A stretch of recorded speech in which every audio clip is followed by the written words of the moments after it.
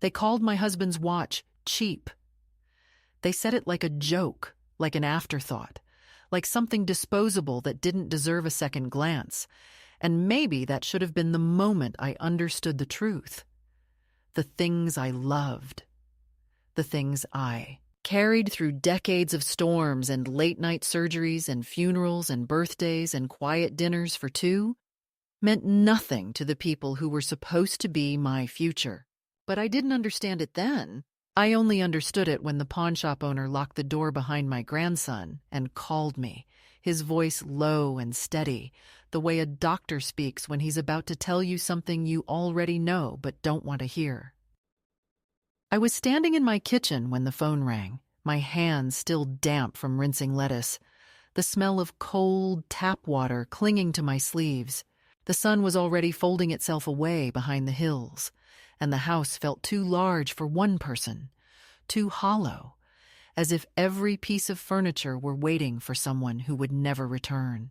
I picked up on the third ring, expecting a telemarketer or a wrong number, but instead there was a man clearing his throat, hesitating. "Ma'am," he said, "I found your number inside a watch." Inside a watch. My husband's watch. The one he wore every day of our marriage, except the last week, when the hospital straps rubbed against his skin, and I begged the nurses to let him keep it on the bedside table. When the man said the words, I felt something sharp turn over in my chest, like a key inside a lock that hadn't been used in years. At first, I thought someone had stolen it. I thought maybe my house had been broken into without me noticing, that maybe the world was finally thinning out beneath my feet the way older women always fear it will. But his next words cut deeper than theft. "Your grandson brought it in, said it wasn't worth much." My grandson. My sweet, restless, kind at the edges boy who used to sleep on my couch during thunderstorms, who once told me he liked the way the old house smelled after rain because it reminded him of safety. But safety doesn't survive adolescence, not always. And I should have seen it coming. The way he'd begun to rush through conversations, the way he'd stopped asking if he should take his shoes off when he came in, the way he rarely looked at the photographs on my walls anymore. Maybe love doesn't disappear. Maybe it just dries out in the places where no one waters it. I asked the man why he had my number, and he told me the watchmaker had engraved it inside years ago, a habit of his for pieces he considered personal treasures. I remembered that day. Tom had insisted on engraving something, but I thought it was sentimental nonsense at the time. I was young and busy and trying to be practical, and I didn't understand yet how desperately we cling to the smallest certainties when life begins to unravel. "I think you should come down here," the pawnshop owner said, and there was no menace in it, only concern, the kind that comes from watching too many disappointed people trying to barter away their last pieces of self-respect. I drove there slowly, with my fingers wrapped too tightly around the steering wheel, feeling every bump in the road like a bruise. The town looked strange in the dimming light, taller somehow, as if the buildings were leaning in to listen.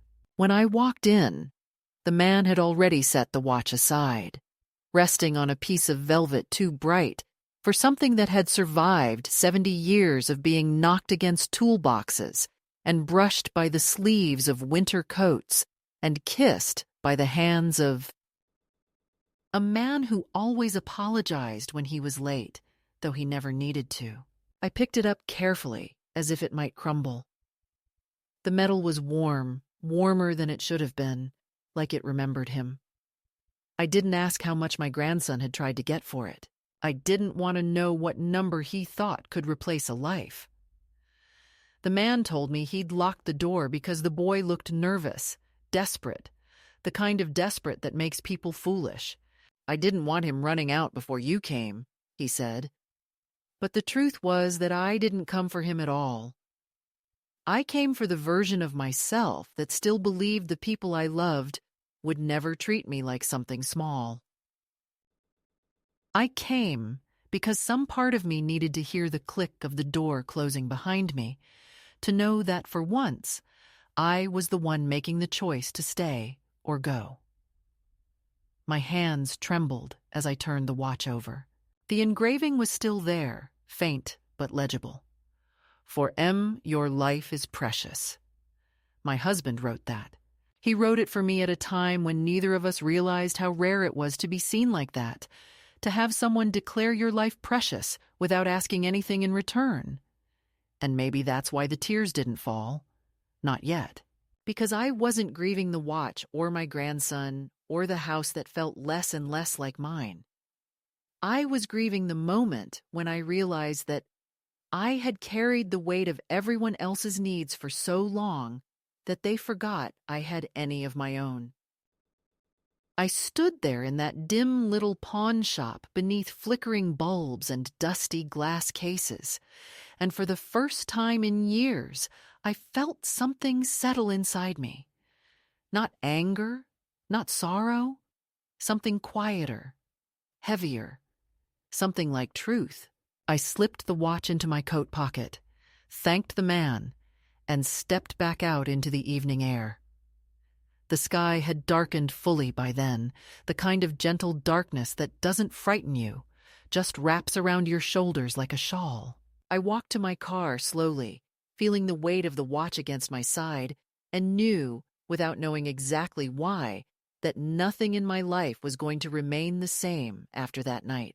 When I got home that evening, the watch still warm from where it had rested in my coat pocket, I sat down at the kitchen table without turning on the lights, letting the dimness settle over me the way dusk settles over an old photograph. I hadn't planned to confront anyone yet, not because I was afraid, but because I didn't know what to do with the sudden clarity that had struck me in that pawn shop. The clarity of being forced to see my grandson through a stranger's eyes, through the eyes of a man who had looked at me with a mixture of concern and weariness, as if he had watched this same story unfold 100 times before. Some young person carrying the relics of an older life they didn't understand, a life that wasn't yet finished but had already been dismissed. I sat there running my thumb along the watch face, feeling the small scratches I knew by heart, and wondered when exactly my grandson had crossed the threshold from thoughtlessness into betrayal. Maybe it was the moment he opened my jewelry box without asking. Maybe it was earlier when he stopped hugging me goodbye, or when he started answering my calls with a distracted, "Yeah?" instead of, "Hi, Grandma."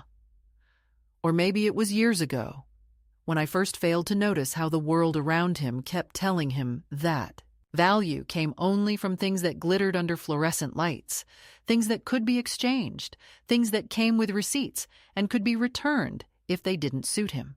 I didn't hear his footsteps when he finally came home. Teenagers move like ghosts when they want to avoid being found.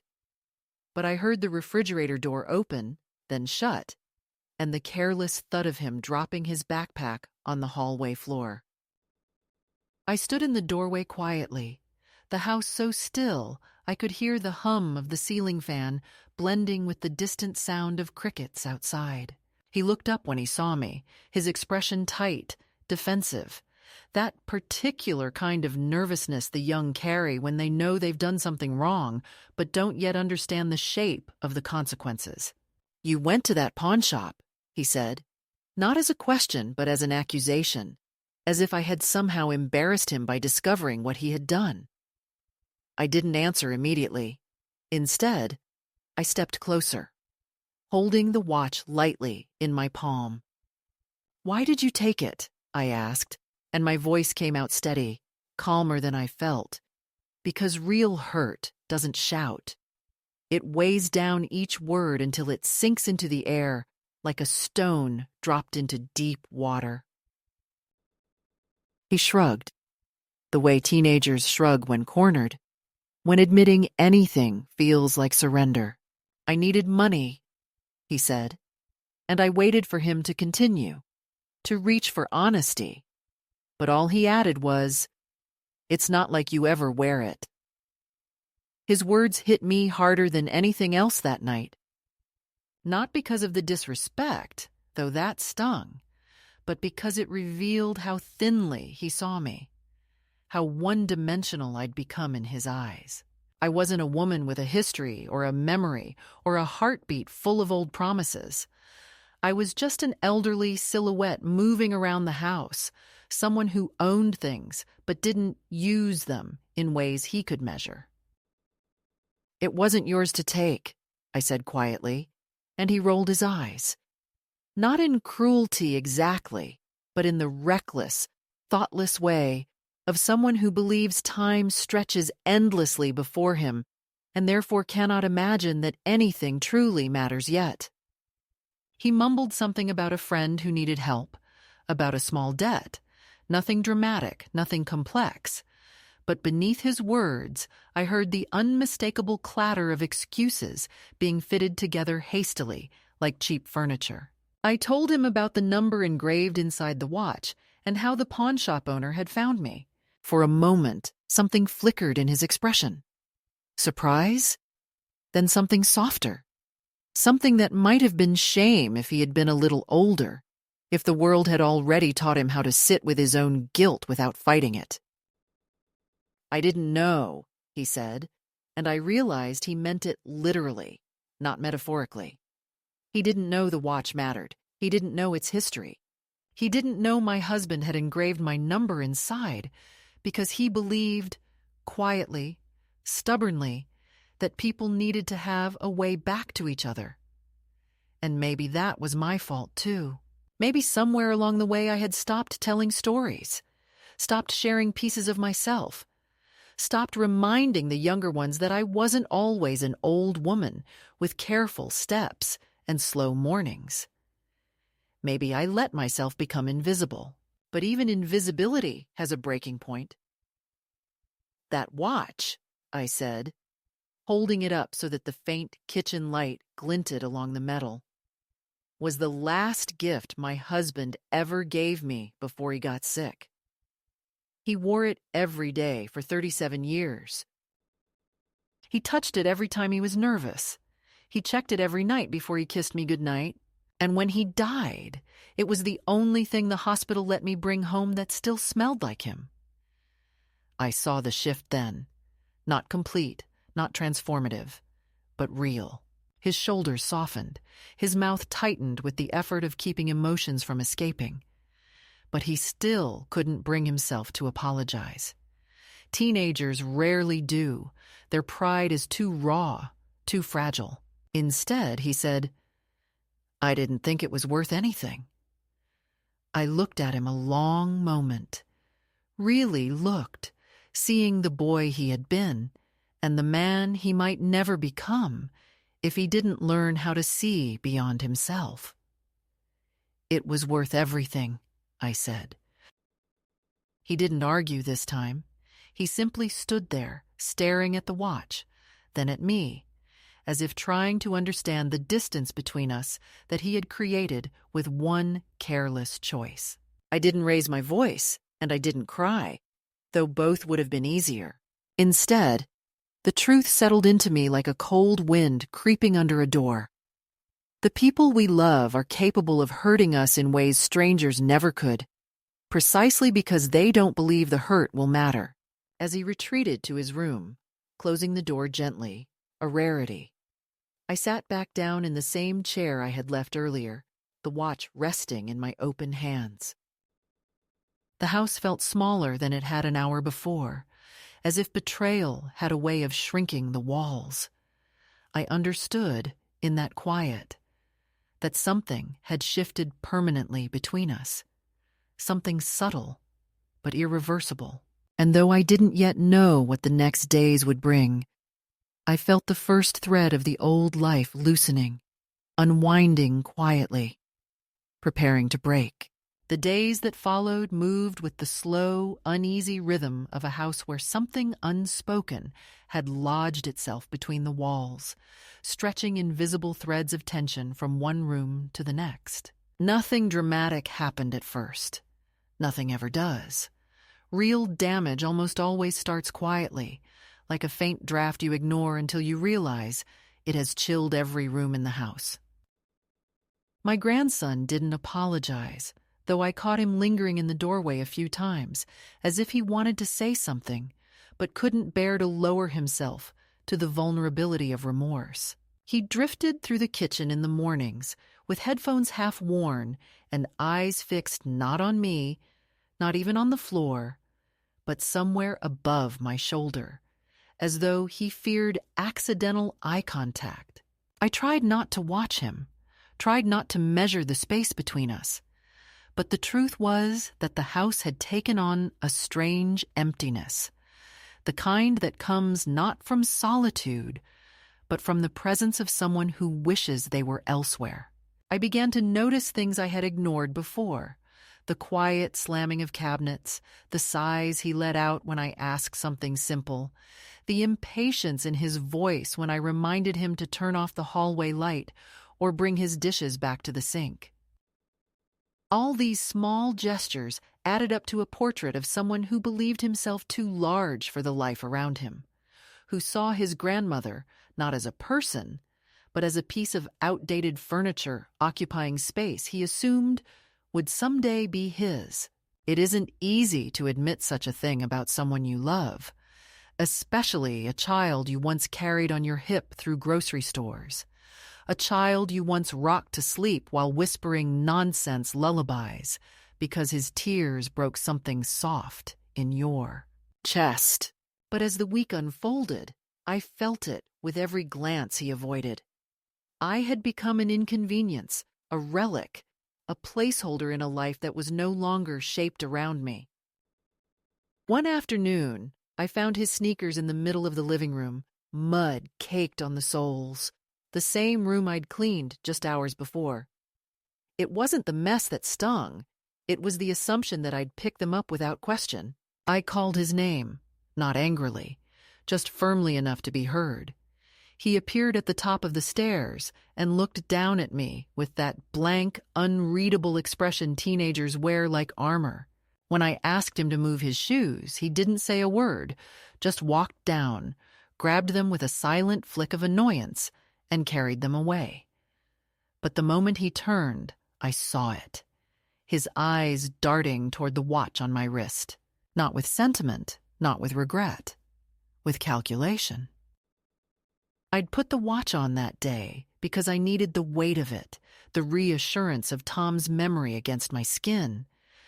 But the instant I saw that flicker in my grandson's eyes, a cold certainty slid through me. He wasn't done with it. He wasn't done with me. That night, I placed the watch in the drawer of my nightstand instead of leaving it on my wrist. The metal felt heavier than usual, as if absorbing every fear I wouldn't admit aloud.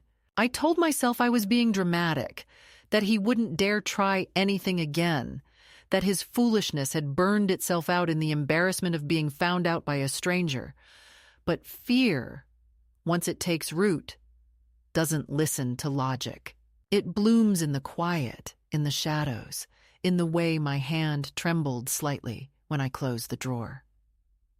A few days later, I overheard him on the phone in the backyard. I hadn't meant to listen, but the window was open, and his voice carried through the warm air. "She freaked out about the stupid watch," he said, followed by a laugh that didn't sound like the boy I had raised alongside my daughter. Yeah, I know it wasn't worth much. The guy at the shop acted like it was made of gold or something. Whatever, she'll get over it." His friend said something I couldn't hear, and then my grandson replied, with words that settled deep into my bones. "She doesn't even use half the stuff she has. She won't miss anything else. Trust me." I stepped back from the window so quickly I bumped into the counter. My heart thudded in my chest, not from the physical shock, but from the realization that I had stopped being a person in his story. I had become a resource. Something to take from. Something that would not fight back. Something predictable and soft and permanently available. And perhaps worst of all, he believed that kindness made me weak. The shift between us wasn't loud. It was a subtle thing, like the way the air changes before a storm, almost imperceptible until lightning splits the sky. He started asking questions he had never asked before. Did I still keep cash at home? Did I have any jewelry I didn't wear? Did I really need my husband's old tools in the garage? Innocent questions on the surface, but each one carrying a shadow beneath it. I tried to answer casually, pretending I didn't notice the pattern, because part of me wanted to believe I was wrong, that I was misreading him. That the boy who used to pick me dandelions and leave them in my coat pocket would never look at me and see an unlocked cabinet. But something had broken in him, or maybe something had broken in me, and neither of us knew how to repair it. He began staying out later. He stopped coming down for dinner unless I reminded him. He left dishes around the house, half-drunk sodas, wrappers stuffed into couch cushions, crumbs trailing behind him like a silent rebellion. I kept cleaning quietly, methodically, because old habits die slowly and love dies even slower. Yet each time I bent to pick something up, I felt a small ache in my back, and with it, an even deeper ache in my chest. One evening, I found the drawer of my nightstand slightly open. Not wide, not obvious, just enough to notice if you were looking. And I was.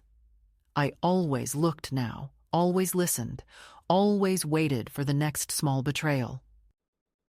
The watch was still there, but the way the drawer hung open felt like a whisper. He had been here. Whether he had intended to take it or had simply been checking to see if it was still there, I didn't know. I didn't ask. I didn't want to hear whatever lie he might tell. That night, for the first time in my life, I slid a chair under the doorknob. The sound of the wood scraping against the floor felt like swallowing something bitter. The next morning, when he came down for breakfast, he didn't look at me. He didn't ask why I hadn't slept well or why my hands shook slightly when I poured my coffee. He just grabbed cereal, scrolled through his phone, and sighed at everything I said. But beneath his casual indifference, I sensed something else.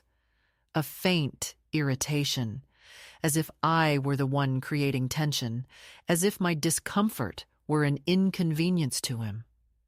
That was when the truth finally settled in. Not with an outburst, not with a scream, but with a cold, quiet certainty. The danger wasn't that he had taken the watch once. The danger was that he didn't see any reason not to do it again. And it was in that realization, sitting alone at the table while he retreated back into the sanctuary of his room, that I understood the first real fracture of this new life. Something had shifted inside me that I couldn't ignore anymore. A thin crack spreading quietly through the foundation of everything I had assumed about love, loyalty, and the fragile hope that children eventually grow into the values you raise them with. Something had begun to break, and pretending otherwise no longer softened the blow. It only made the silence heavier. In the end, the turning point didn't arrive as a grand revelation or a fierce confrontation. It arrived the way most real changes do, quietly, almost politely, slipping into the room while no one was paying attention. It came on a Tuesday morning. The kind of morning that pretends to be ordinary, with soft sunlight filtering through curtains and the distant sound of a garbage truck groaning down the street. The kind of morning that should feel harmless, but instead carried the weight of something waiting to be understood. I had woken early, not because of any alarm, but because sleep had become a restless visitor in my life, coming in brief, thin stretches that never soothed. I went into the kitchen, made tea instead of coffee because the bitterness turned my stomach lately, and I sat at the table with the watch in my hand, running my fingertips along its edges slowly, almost ceremonially. I wasn't sure what I was looking for. Comfort, perhaps, or reassurance that I hadn't imagined the life that had once felt so solid. The house felt different that morning, lighter in one corner and heavier in another. The sort of imbalance you sense more than see. I knew my grandson was still asleep, or at least pretending to be. He'd been doing that lately, lingering in bed until I left the hallway so he could avoid saying good morning. But that morning, instead of waiting for him to emerge when hunger or boredom forced him out, I put on my shoes, slipped a cardigan over my shoulders, and tucked the watch into my purse. Not because I feared he'd take it while I was gone, though perhaps that fear lived somewhere beneath the surface, but because I needed it close for whatever I was about to do. I walked to the pawn shop again, though I hadn't planned to. My feet simply carried me there, remembering the path as if drawn to the place where the truth had first begun to unspool. The bell above the door jingled softly when I entered, and the owner looked up from his counter, his eyes widening for a moment as if he'd been expecting me without realizing it. I didn't know what I was going to say to him, and for a moment we simply stood there. Two strangers held together by a small piece of metal and the ripples of a careless boy's decision. "I'm not here because of my grandson," I said before he could ask. "I'm here because of me." He nodded, not intrusively, but with the slow, attentive understanding of a man who had spent a lifetime watching people come undone in front of glass cases filled with things they didn't want to give up. I reached into my purse and took out the watch, letting it rest on the counter between us like an offering, though not to him. "You said something the other day," I murmured, "about how people bring in pieces of their lives when they feel cornered." He nodded again. "You looked scared," he said gently, and I closed my eyes just for a moment, letting the honesty of his statement find a place to settle. "I wasn't scared," I said. "I was lost." And it was true.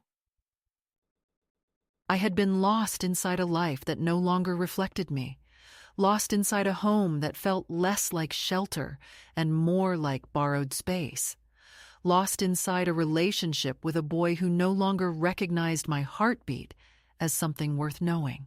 I asked him then if he knew anyone who could service the watch, clean it, restore it, remind it of the dignity it once held when it lived on my husband's wrist day after day without being questioned or dismissed. He wrote a name on a slip of paper, a watchmaker who worked out of a small, cluttered shop near the river. "He fixes things most people consider too broken," the owner said quietly. "Might be he can help you too." I didn't know what he meant by that last part, but something in me softened at the notion that even broken things had a place to go, a place where someone would handle them with care instead of judgment. I walked the 2 miles to the watchmaker's shop, not because I wanted to, but because the air felt easier to breathe outside than it did at home, where every creak of the floorboards seemed to echo with my grandson's indifference. The shop was tiny, almost hidden between a laundromat and a vacant storefront, its window fogged slightly from the warmth inside. When I entered, the air smelled of oil, metal, and slow, patient time. The watchmaker was an older man with hands that trembled only slightly when he reached for the watch. He examined it the way a doctor examines an old scar, curious, respectful, aware of the story it might hold. After several minutes, he looked up. His expression softened. "This was made with care," he said. "Whoever wore it took care of it too. You don't see that often anymore." I felt something press against my throat, something too tender to swallow. "It belonged to my husband," I whispered. "It's the last thing he touched." The watchmaker nodded, turning the piece over gently. You know, he said thoughtfully, watches like this aren't valuable because of their materials. They're valuable because they witnessed a life. He paused. And because someone believes that life mattered. That was the moment, the exact moment, when something shifted inside me. Not a collapse, but a quiet unfolding, as if some forgotten part of me had started breathing again. I realized that I had spent the last several years shrinking myself to fit the narrowing expectations of people who no longer saw me, who believed my stories were outdated, my memories irrelevant, my grief inconvenient. I had been living as though my worth diminished with each passing year, as though the gentle fading of my body somehow justified the fading of my presence. But standing there in that tiny shop, listening to the ticking of dozens of clocks lining the walls, I felt the truth settle deeper than it ever had before. I had value not because others approved, not because my grandson remembered to be kind, not because I still cooked dinners or paid bills or held the fragile threads of family together. I had value because I had lived a life worth marking, worth remembering, worth engraving inside a watch that had survived more honest years than most people ever experience. When I left the watch with the craftsman, stepping back into the sunlight, I felt taller somehow, as though the world had been tilted back into place by the simple act of letting someone witness the part of me I had forgotten existed. I didn't fool myself into thinking everything would be easy now. My grandson was still the same boy who had looked at my husband's watch and seen only something to exchange for cash. My daughter would still tell me I was overreacting if I tried to explain what I was going through. And the house would still feel like a place where I tiptoed too often, afraid of making noise in a life where noise was the only thing that proved I was still here. But something had changed. Not in the house, not in my grandson, but in me. For the first time in a long while, I remembered that I had choices, that I wasn't trapped inside the shrinking role others had assigned me, that I could take the smallest step toward reclaiming myself, and somehow that step might lead me somewhere I hadn't realized I needed to go. And as I walked home, the sun warming my shoulders, the river glinting like a ribbon of light beside me, I understood with a clarity that felt almost fierce. The next part of my life would not be shaped by the boy who tried to pawn my memories, but by the woman who finally remembered they belonged to her. The watch was gone from my nightstand for a week while the old craftsman worked on it, and in that week the house grew stranger, as if the absence of that small weight had unmoored something in the air, loosening threads I had spent years tying and retying without noticing how frayed they had become. Without the familiar cool circle of metal to touch with my thumb, when my thoughts spiraled, I found myself reaching for it anyway, and feeling only skin and veins and a pulse that seemed louder than usual, as though my own body were trying to remind me I was still here, still occupying space in a life that others seemed determined to treat like a temporary arrangement. My grandson moved through the house with heightened restlessness, his footsteps heavier, his door closing with a force he probably thought I wouldn't notice, and he alternated between sulking silence and sudden, sharp bursts of charm that felt rehearsed, like he was trying on different masks and watching to see which one might persuade me to forget what he had done. He would wander into the kitchen and lean against the counter, asking casually if I needed help with anything. Then, seconds later, pivot into questions about whether I had ever thought of selling the house, whether I knew what it was worth now that the market was insane, whether I realized how much simpler my life could be in a nice community where I wouldn't have to worry about stairs or gutters or property taxes, And the way he said those phrases, borrowing the language of adults with mortgages and plans, made something tighten around my heart because I recognized the script, but not the boy reciting it. I knew those ideas were not his alone. They had the rhythm of my daughter's voice in them, the phrasing of someone who had spent time scrolling through real estate listings and calculating equity. And it did not take long for confirmation to arrive. Because 3 days after I left the watch at the river shop, my daughter called, her voice too bright at the start. The way people sound when they are trying to steer a conversation toward a conclusion they have already reached without your input. And she asked how I was, how the old place was holding up, whether my knees had been bothering me more on the stairs, whether I felt safe living alone with everything that's going on in the world. I listened to her line up her concerns like dominoes, waiting for them to topple into the sentence I knew was coming. And when she finally said, "Mom, we should talk about long-term options," I recognized the gentle threat nestled inside the words, the unspoken suggestion that I was no longer entirely trusted with my own life. I asked her, as evenly as I could, what had prompted this sudden wave of worry, and there was a pause, short but telling, before she mentioned that my grandson had been struggling, that he felt misunderstood, that he had told her I'd been acting paranoid about the watch, that I'd accused him of theft and made a scene at a pawn shop.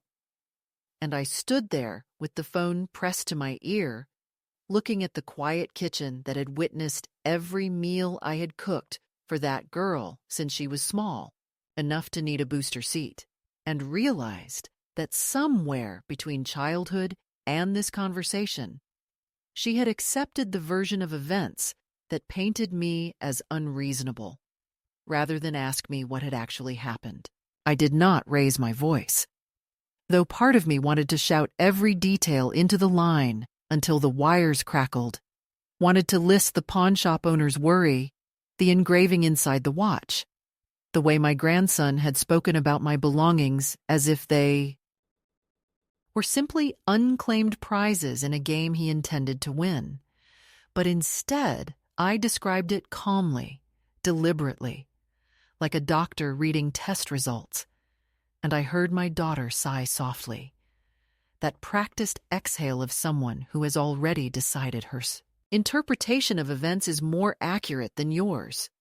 She said I was overreacting, that kids make mistakes, that he had only meant to help a friend out of a tight spot, that I was attaching too much meaning to an old object and not enough to the bigger picture. And when she finally slipped and referred to the house as the asset, something inside me went very, very still. I wondered if she hurt herself, if she realized that in her eagerness to calm me down, she had revealed the shape of the future she was quietly constructing, one where my memories were cluttered to be cleared and my home was a line on a spreadsheet. When she suggested, in what I'm sure she thought was a kind tone, that we set up a meeting with someone at the bank to help streamline things so my grandson could assist with my finances, the stillness in me hardened into something else, something I had not felt in a long time, a slow, deliberate anger that didn't burn hot but smoldered low, making everything very clear. After we hung up, with her promising to drop by soon, and me saying nothing that could be mistaken for agreement, I sat at the table for a long time, the phone resting beside my hand, and I thought about the generations in my family, the women who had come before me, women who had washed their husbands' shirts by hand and hidden emergency coins in coffee tins, who had signed nothing without reading it 3 times, even when the men in their lives told them it wasn't necessary. I thought of my mother, who once told me in a private, fierce whisper that no matter how much you loved your children, you never put yourself so far into their shadow that you could not step forward again if you needed to. I realized, with a kind of stunned clarity, that I had allowed my daughter and grandson to believe I was already half-stepped out of my own life, that I was simply waiting for them to arrange the rest. The escalation did not stop with that call. It never does once people begin to move pieces you didn't know were on the board. My grandson started coming home later, with new clothes and a phone I knew I hadn't paid for.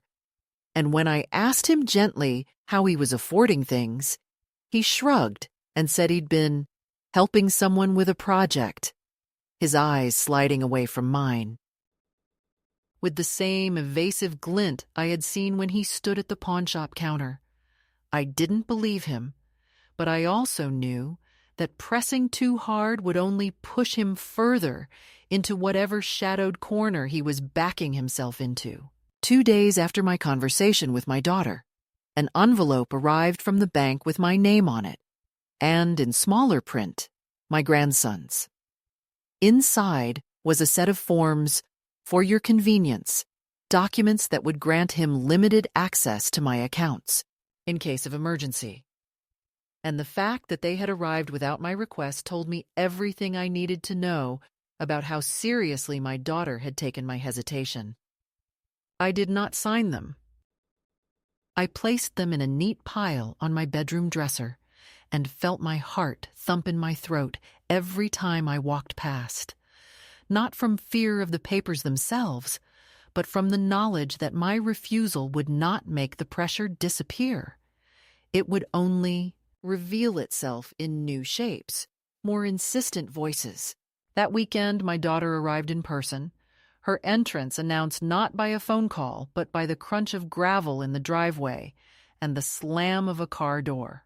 She came in already braced, her purse slung over her shoulder like armor, her mouth stretched into a smile that didn't quite reach her eyes, and behind her, my grandson followed, hands jammed into his pockets, gaze flicking around the house, as though taking inventory. She hugged me briefly, then stepped back to look me over in a way she might have inspected a fragile vase at a yard sale, searching for cracks.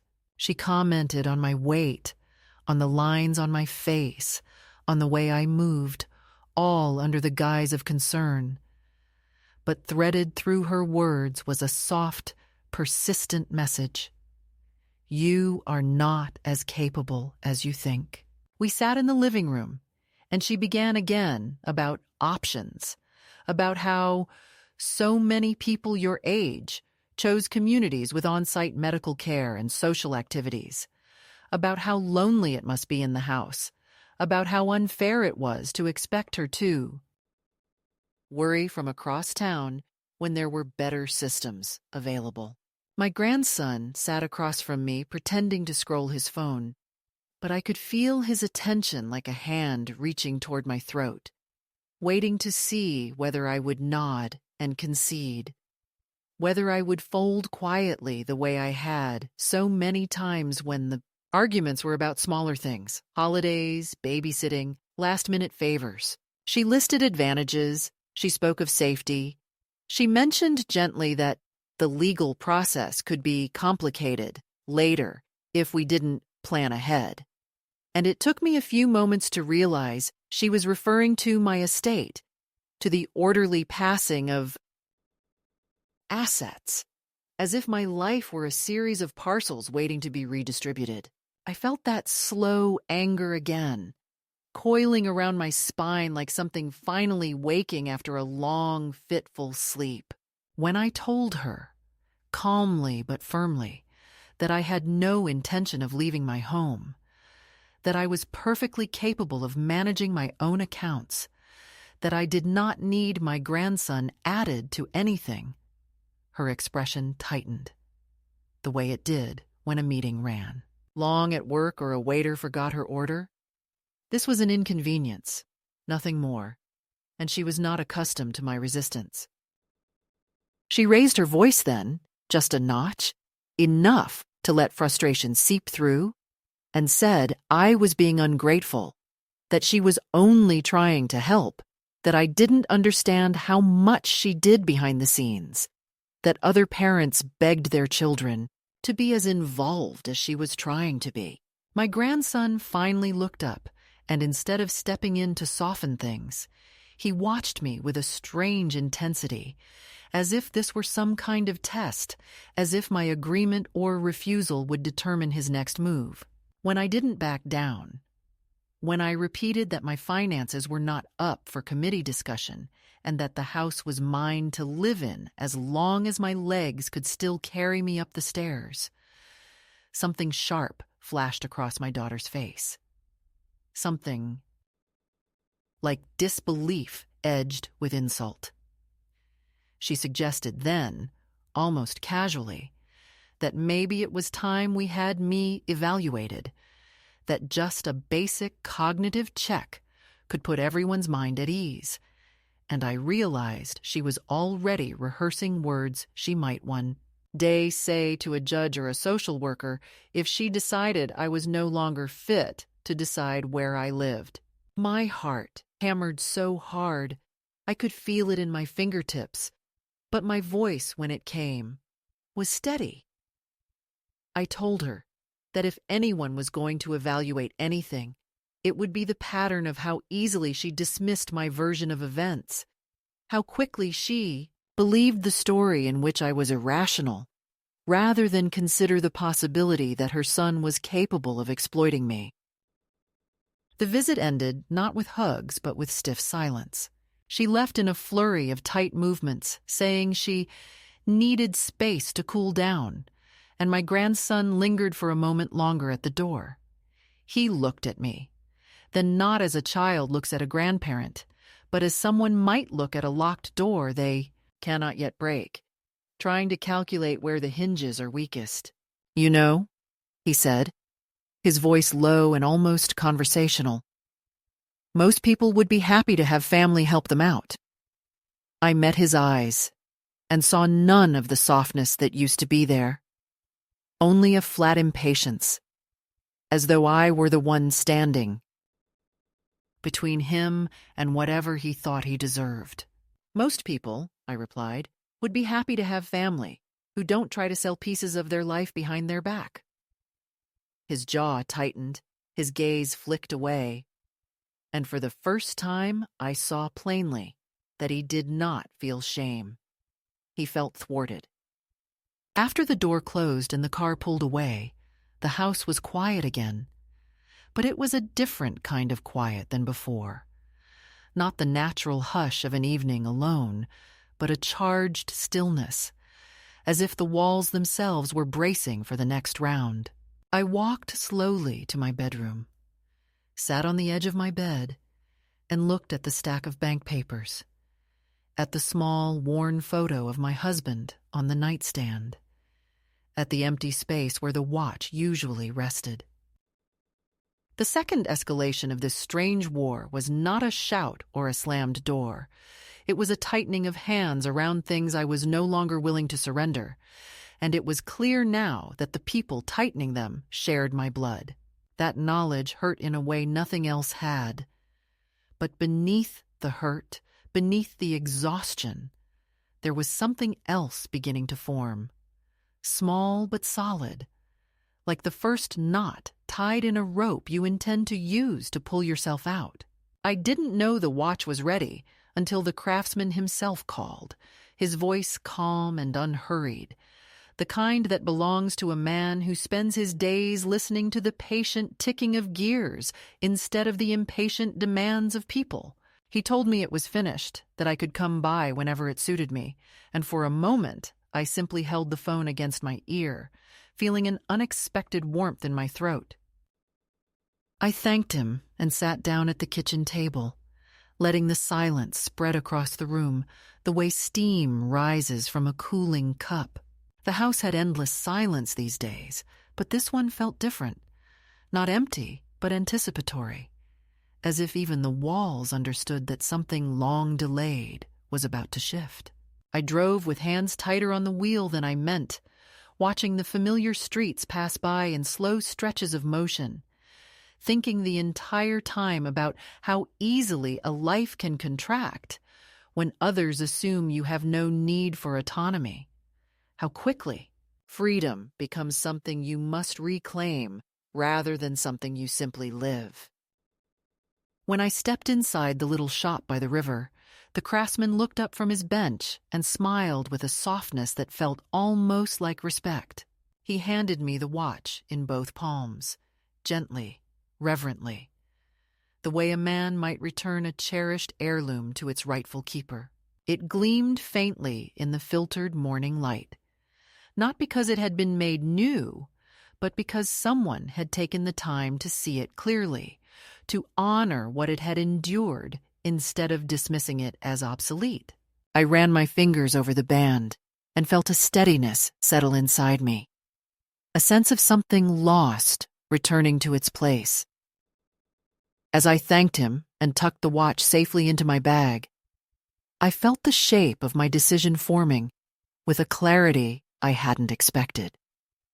It wasn't sudden, not really, but the sum of every uneasy morning, every dismissed concern, every quiet dismissal, disguised as help. I walked out of that shop with the knowledge that I could no longer leave my life in the hands of those who saw me as a stepping stone toward their own comfort.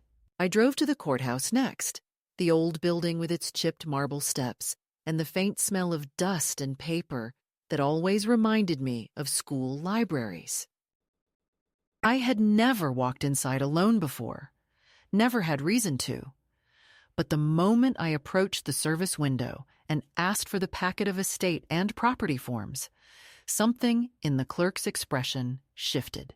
She did not look at me with the patronizing sympathy older women often receive. Instead, she nodded once, handed me the paperwork, and said, "Take your time. Let me know if you have questions." It should not have felt extraordinary, but it did. To be spoken to as someone capable, someone intentional, someone who knew what she was doing. I sat on a wooden bench beneath a dusty skylight and filled out the forms with a completeness that surprised even me. It was not anger guiding my hand, but a calm, deliberate certainty. I listed the house under my name alone, reaffirmed it in the legal language that felt sharp and dignified. I removed any mention of my grandson from beneficiary lines he had confidently assumed he would inherit. I shifted my modest accounts into a trust that would release funds only to causes I valued: scholarships at the community college, the local library, the animal shelter, where I used to volunteer with my husband on rainy Saturdays. And then I wrote, in the neatest print my hands could manage, the directive that nothing I owned would be transferred, handled, or accessed by any family member without my explicit written consent. I slid the papers back across the counter. The clerk stamped them with quiet efficiency, and the sound of that heavy stamp landing felt like a pillar being set into new earth. When I stepped back outside, the air felt sharper, cooler, the way it feels just before rain. I wasn't trembling. I wasn't even breathing fast. Instead, I felt strangely anchored, as though I had spent years drifting without realizing it, and had finally planted my feet in soil solid enough to hold me. I drove home not out of dread, but out of inevitability. The confrontation I'd been avoiding was no longer something looming, but something I was walking toward willingly. The moment I stepped through the front door, I sensed immediately that I wasn't alone. My grandson's voice came from the living room, rapid and low, and as I rounded the corner, I saw him sitting on the couch with his phone pressed to his ear, talking in the urgent tone people use when they are afraid control is slipping from their fingers. He looked up at me with a mixture of irritation and worry, the kind of worry that has nothing to do with your well-being and everything to do with how your choices affect their plans. "Mom said she talked to you," he announced before I even set my purse down. and the stiffness in his voice made it clear this wasn't a conversation, but an interrogation. I said nothing at first. I simply placed my purse on the table, feeling the weight of the watch inside it like a heartbeat, and waited. He continued, words spilling faster now. He'd heard I'd been acting stubborn, that I was refusing help, that I was making things difficult, and he stood up, pacing, saying he didn't understand why I was being like this. And there it was. Those 3 words, the ones that reduce a lifetime of patience into a caricature of defensiveness. Being like this, as if my entire identity had been distilled not into experience or memory or intelligence, but into a present inconvenience. I asked him calmly what exactly he believed I was doing wrong. He hesitated, then said he knew about the bank papers I refused to sign, that his mother was stressed, that everyone just wanted what was best for me, that it wasn't safe for someone my age to manage everything alone. I watched him say those things with the confidence of someone who has never known what it is to stand on their own decisions, someone who mistakes youthful entitlement for genuine insight, and I felt something in me settle into place. Not coldness, not bitterness, something far cleaner. The realization that I had been waiting far too long for the people in my life to recognize who I was instead of who they needed me to be. I reached into my purse and pulled out the watch, holding it in my palm where he could see it clearly, the polished surface catching the afternoon light. His eyes widened slightly, not in remorse, but in curiosity, almost hunger. The gleam of someone wondering whether the object had gained value he hadn't anticipated. That was the moment the final thread snapped. I closed my hand around the watch and said, in a voice I barely recognized as my own because of how steady it sounded, that the watch was no longer any of his concern, that my affairs were no longer open to discussion or negotiation, and that he and his mother had mistaken silence for permission for far too long. He started to protest, his voice rising, but I simply raised my hand, and for once, he stopped speaking. I walked to my desk, opened the drawer, and placed the signed legal documents on the surface where he could see them. I didn't explain them. I didn't justify them. I simply said, "These are done." The expression on his face shifted from confusion to disbelief to a kind of startled outrage. He sputtered questions. How could I do this? Why didn't I talk to them first? Didn't I trust them? And each question revealed more clearly the foundation of entitlement he had been standing on all along. I told him that trust requires respect, not expectation. That autonomy is not something a person loses simply because others find it inconvenient. And that love is not proven through control, no matter how gently that control is dressed. He stood there, his mouth tight, his fists balled, his breathing quick. And for the first time I saw him not as the boy I raised, but as a young man who had been taught by family, by culture, by life, that the women who held everything together would always bend. When he realized I was not bending, something in him recoiled, as though I had broken an unspoken rule. He left the house without another word, slamming the door behind him with enough force to rattle the frame. But even that sound couldn't shake the stillness inside me. After he was gone, I took the watch from my purse, fastened it around my wrist, and felt its familiar weight settle against my skin. I walked through the house slowly, touching the backs of chairs, the corners of picture frames, the grain of the banister I had polished countless times, and I realized these were not just objects. They were the geography of a life I had shaped with my own hands, a life I had every right to protect, a life I was finally reclaiming without apology. I stood by the window then, the late light slanting across the floor, and rested my hand over the watch. And for the first time in a long time, I felt entirely, unmistakably mine. The house was quieter in the days that followed, not with the uneasy silence that had filled it before, but with something steadier, something that resembled the kind of calm a forest returns to after a storm has passed through and shaken away the branches that were never meant to hold on. My daughter called only once, her voice clipped and careful, asking if I had really gone through with all that paperwork. And when I told her yes, that everything was signed and filed and final, she fell silent long enough for me to imagine her, calculating the loss of something she had already counted as hers. She didn't argue, not openly.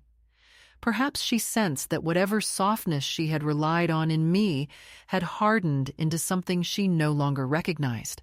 She said she needed time to think, and I told her she could have all the time she wanted, though I suspected that what she needed was not time, but humility, and that was something she had never learned to seek. My grandson didn't come by at all. I saw his car pass the house once, fast, as if he didn't want to risk being seen, and I stood behind the curtain without lifting it, watching him disappear down the street like a chapter closing itself. There was no anger left in me, only a kind of distant compassion, the kind you feel for someone who has not yet grown into the shape of the person they will one day wish they had been. What surprised me most was not their absence, but the way my own presence began to return to me. I woke earlier, not out of restlessness, but because the mornings felt inviting again. I made tea and opened windows and let light into rooms that had gone dim long before I noticed. I walked through the garden pulling weeds, trimming the dead ends off old rose bushes, coaxing life out of stems that had nearly given up. I found myself humming some mornings, soft melodies I hadn't sung since my husband would sit on the back steps and listen with that quiet, amused patience only he ever had. The watch rested on my wrist as I worked, warm from the sun, ticking steadily, the sound faint but reassuring, like a partner reminding you they're still beside you, even when neither of you is speaking. One afternoon, I returned to the river shop to bring the craftsman a slice of lemon cake I'd baked, and he accepted it with a small, pleased smile, as if he understood that the gesture meant more than the cake itself. He asked how I was doing, and I told him the truth, that the world felt different, not easier and not kinder, but clearer. He nodded, as though he had heard similar confessions from others who had finally stepped out of roles that no longer fit. When I left his shop, the sun was beginning to set, staining the water with warm gold, and I stood there, watching the river move without urgency, steady and unforced, and realized I wanted my life to follow that rhythm now. Quiet, intentional, unafraid. In the evenings, I started writing letters, not to send, but to finally speak the things I had swallowed for years. One was to my husband, thanking him for the way he had loved me without condition. One was to my daughter, telling her that she was welcome in my life when she was ready to treat it as something more than an extension of her own ambitions. And one was to my grandson, shorter than the others but truer than anything I had said aloud, explaining that love is not measured by inheritance or obligation, but by how gently we protect the things that matter to the people we claim to care for.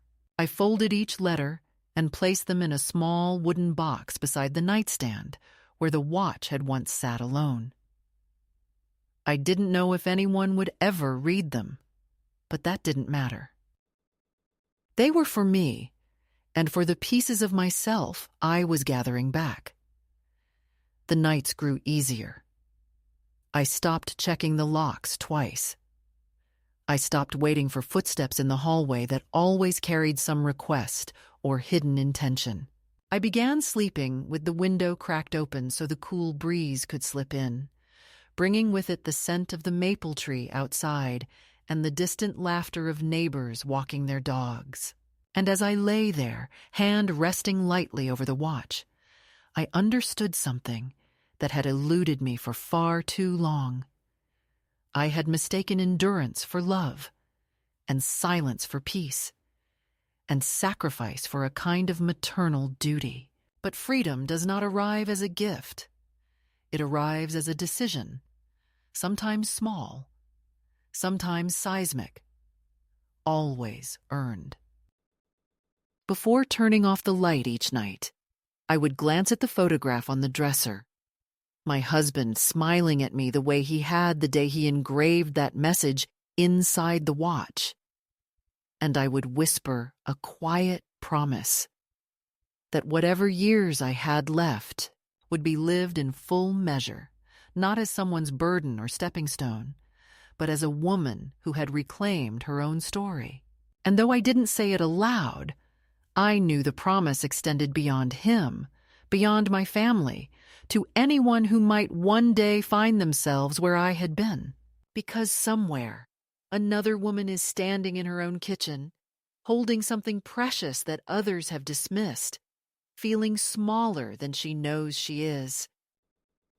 And if she could hear me, if she could sit here beside me in the softness of the evening, I would tell her gently, "You are not finished, and you are not replaceable, and nothing about you is cheap. Your life, in all its quiet, weathered strength, is worth protecting, especially from those who have forgotten how to see you."